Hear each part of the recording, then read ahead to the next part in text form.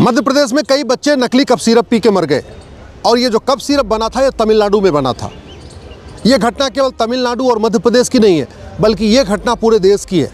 पूरे देश में नकली दवाइयाँ बन रही हैं, नकली टैबलेट बन रही हैं, नकली कफ सिरप बन रहे हैं, नकली इंजेक्शन बन रहे हैं, नकली वैक्सीन बन रही है और बड़े पैमाने पे इनकी खपत पूरे देश में की जा रही है। शहरों में कम की जाती है, मेट्रो सिटीज़ में कम की जाती है, लेकिन तहसीलों में, छोटे कस्बों में धड़ल्ले से बिक रही हैं। जो गांव में, कस्बों में जो मेडिकल की दुकानें, वहाँ पे ज़्यादा बहुत सारी दवाइयाँ नकली होती है।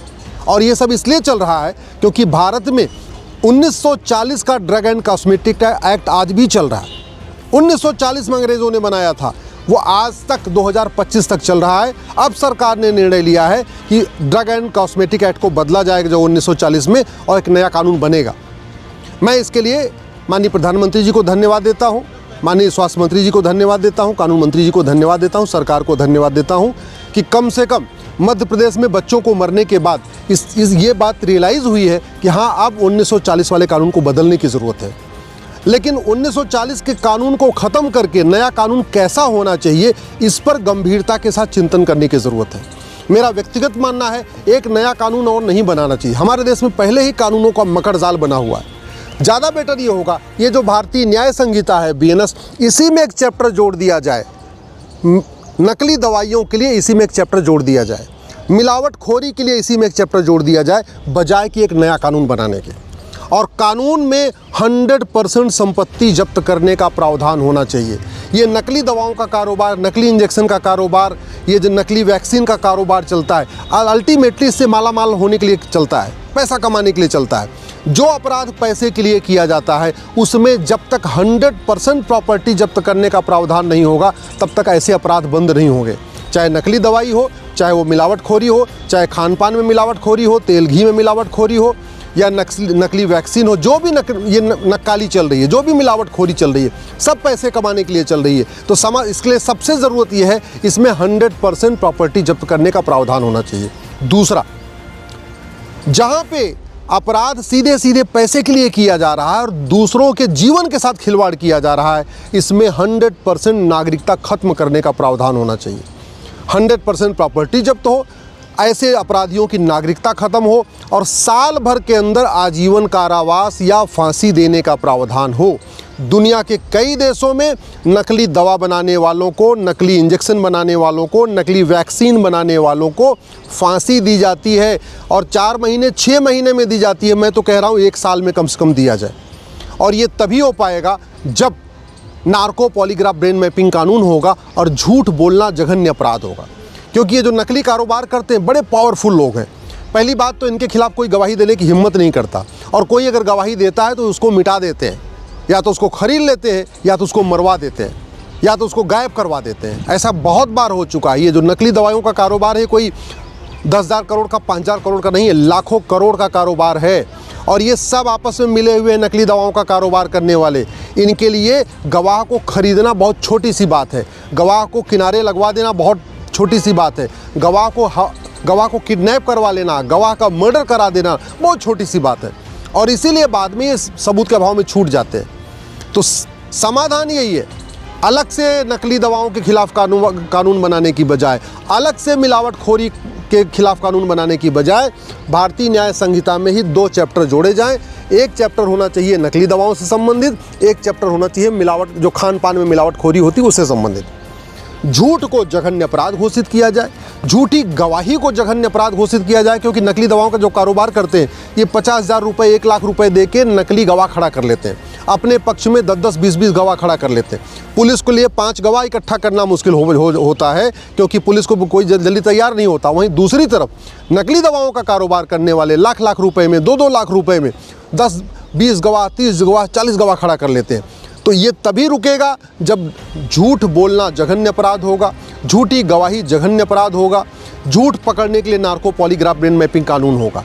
अब कानून तो बन गया, लेकिन ये लागू कौन करेगा? लागू करेगी पुलिस।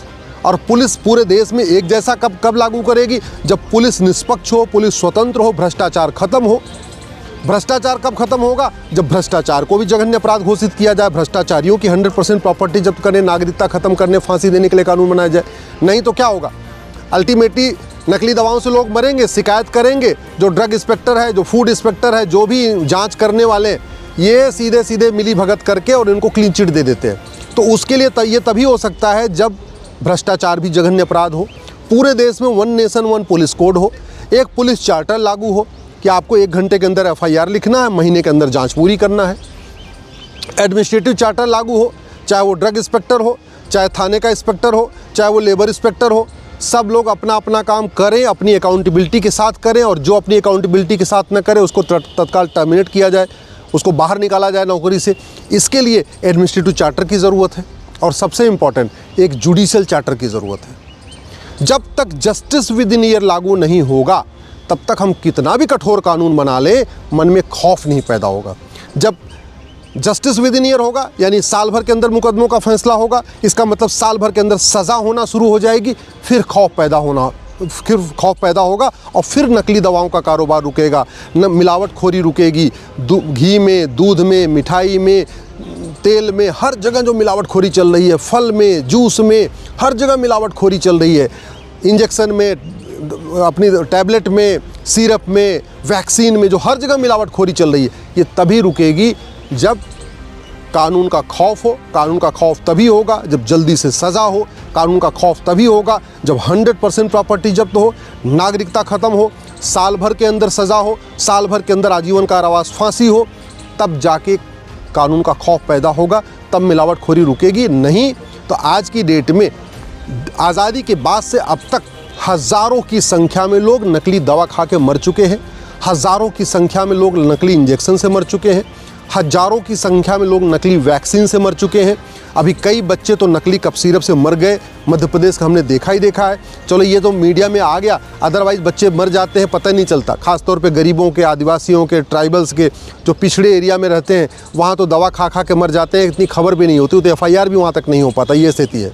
समाधान यही है, अलग से कानून नहीं चाहिए, बल्कि इसी BNS में एक चैप्टर चाहिए मिलावटखोरी के लिए, एक चैप्टर इसी में जोड़ने की ज़रूरत है आपको नकली दवाओं के लिए, नक्कालों के लिए, मिलावटखोरों के लिए, और police charter, judicial charter, citizen charter, administrative charter, justice with in year, ये जब लागू करेंगे तब जाके ये मिलावटखोरी रुकेगी, भ्रष्टाचार रुकेगा, तब जाके इनको सज़ा होगी। नहीं तो भ्रष्टाचार चलता रहेगा ना, फिर मिलावटखोरों को कुछ नहीं हो सकता है।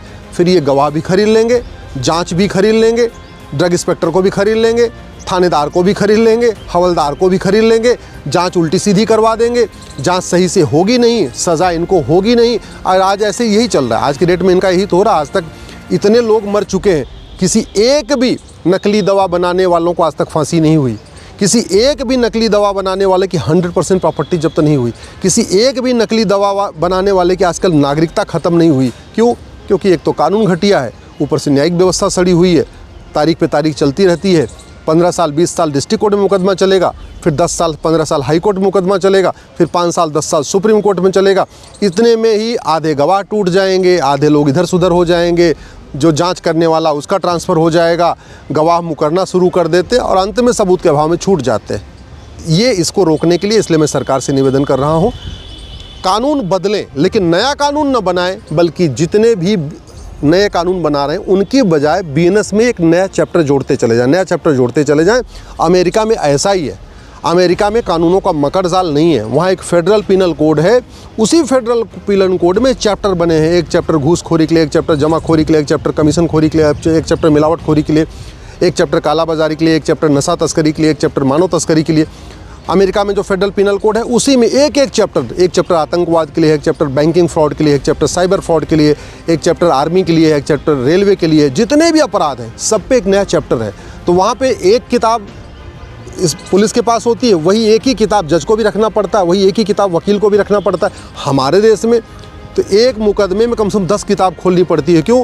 क्योंकि 10 कानून है, 10 कानूनों का मकड़जाल है। उसी एक ही मुकदमे की सुनवाई में जज को भी 10 किताब खोलना पड़ता है, इंस्पेक्टर को भी 10 किताब रखना पड़ता है, वकील को भी 10 किताब रखना पड़ता है, और इतना ज़्यादा कानूनों का मकड़जाल है कि सज़ा फिर किसी को नहीं होती।